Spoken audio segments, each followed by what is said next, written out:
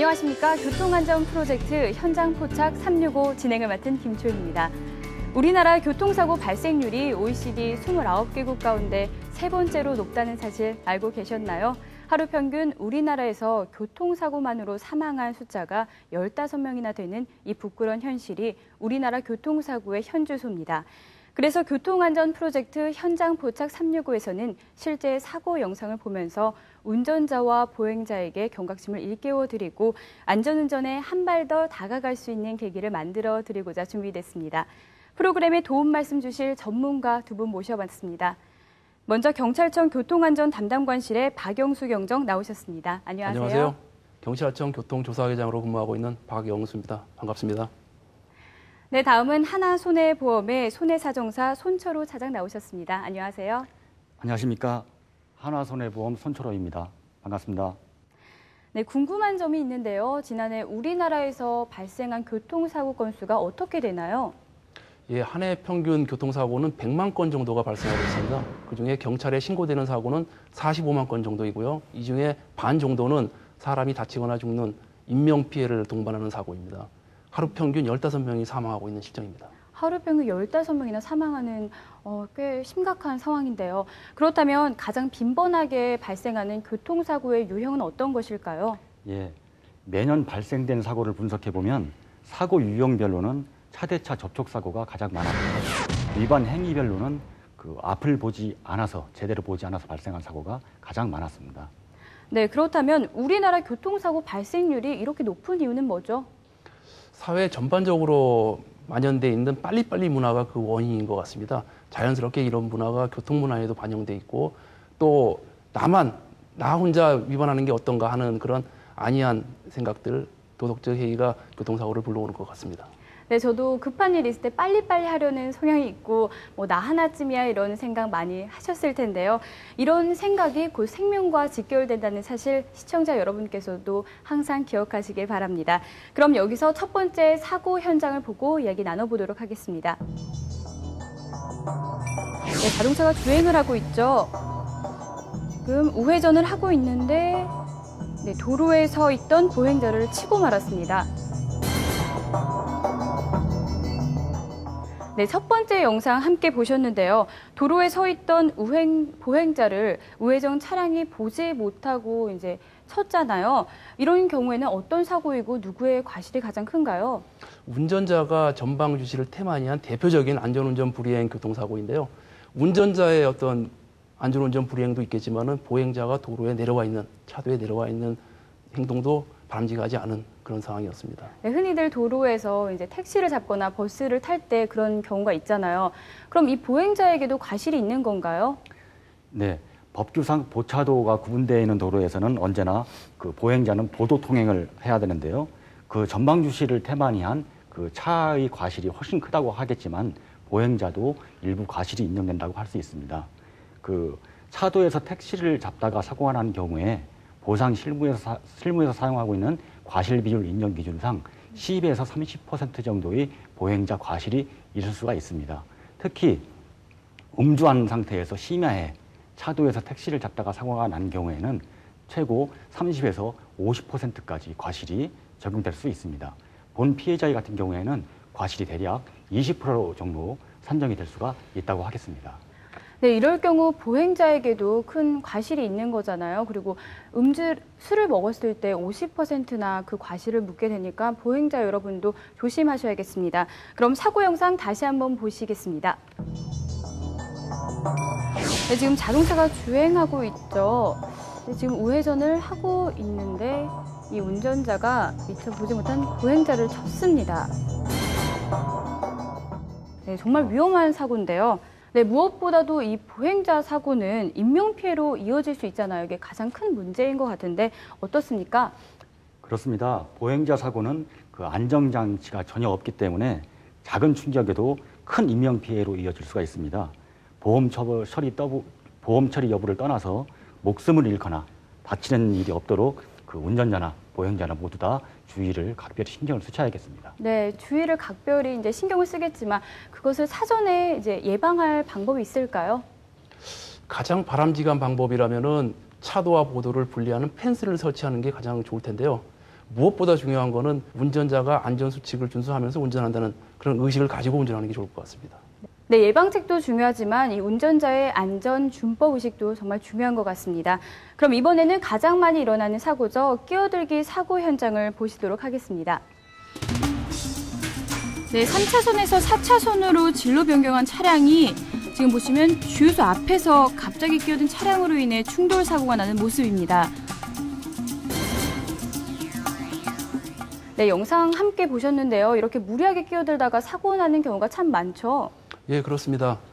차로를 변경할 때는 좌우를 살펴서 조심해서 차로를 변경해야 되는데 이 사고와 같이 갑자기 차로를 변경하게 되면 교통사고가 발생할 수 있고요.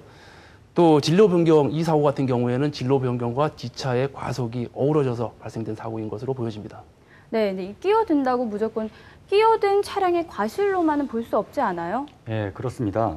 이러한 경우 진로를 변경한 그 차량에 대해서 일차적 책임을 물을 수 있지만은 그 도로 여건이나 기타 구체적 정황에 따라서 일정 부분 과실을 가산하기도 하고 감산하기도 합니다. 그 사고가 발생하기 바로 전에 그 차량의 어떤 운행을 보면은 좀 무리하게 차선을 수시로 변경하는 그러한 행동을 볼 수 있는데요.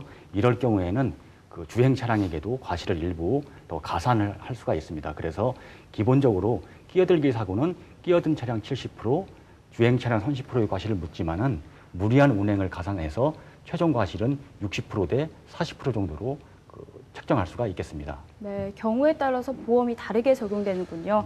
그럼 사고 영상 다시 한번 보면서 확인해 보도록 하겠습니다.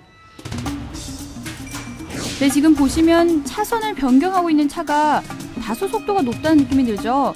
이때 갑자기 끼어든 차량 때문에 속수무책으로 충돌하고 맙니다. 굉장히 큰 사고가 날 뻔했는데요. 네, 이번 사고는 그렇지 않았지만 만약에 심하게 충격해서 주유소 시설물까지 파손이 됐다면 이럴 경우에는 부딪힌 차량이 책임을 져야 되나요? 예, 다행히 주유소 시설물의 파손은 없는 걸로 보여집니다. 하지만 만약에 시설물 파손이 있었다면 그 쌍방간의 그 과실분만큼을 주유소에 배상을 해야 합니다. 그래서 주유소 시설에 대해서는 일차적 책임 원인이 있는 끼어든 차량이 배상을 하고 그 나머지 과실관계는 구상관계로서 정산을 하고 있습니다. 네, 끼어들기로 인해 문제가 심각한 걸로 알고 있는데 이 정체가 심한 진입로에서 이제 크고 작은 접촉사고가 이 끼어들기 때문에 일어나는 걸로 알고 있어요. 어떻습니까? 예, 도로교통법 19조 3항에 의하면은 진로를 변경할 때는 그 진로를 변경하고자 하는 차로에서 주행 중인 다른 차의 운행을 방해해서는 안 되도록 되어 있습니다. 네. 방해하게 되면은 범칙금 3만 원, 소형차 기준으로 처벌받게 됩니다. 아, 그럼 이 끼어들기 사고를 예방할 수 있는 방법은 있지 않을까요? 아무래도 처벌을 강화하는 방법이 있을 테고요. 또 하나는 끼어들기가 잦은 장소에 단속 카메라를 설치하는 방법이 있을 텐데 무엇보다 중요한 거는 끼어들기를 하지 않겠다는 운전자의 자세가 더 바람직하다고 생각합니다. 네, 여기서도 운전자의 자세가 중요하군요. 운전자 여러분의 안전을 위해서 끼어들기 무리하게 하지 않기를 바랍니다. 그리고 양보 운전의 미덕을 발휘하셔서 사고를 방지하는 것도 중요하겠죠. 그럼 다음 영상 보겠습니다. 네, 도로를 주행 중인 차가 제법 속도를 내고 있는데요. 지금 보시면 갑자기 시설물과 부딪히면서 큰 사고로 이어지고 말았습니다. 이렇게 운전자가 시설물이나 고정되어 있는 물건을 파손시키는 경우가 있는데 이번 사례를 비롯해서 그리고 이런 사고가 일어나는 이유는 뭘까요? 이 사고는 사고 차량이 도로 주행 중에 그 차량 경계 안내 시설물을 충격한 뒤에 튕겨나가서 가로수를 들이받아서 전복된 사고로 이렇게 보여집니다. 차량 단독 사고로서 전방주시 소홀로 인한 사고의 대표적인 케이스인데요. 이런 전방주시 태반의 이유는 졸음운전이나 아니면 과속이 원인이 되기도 하고요.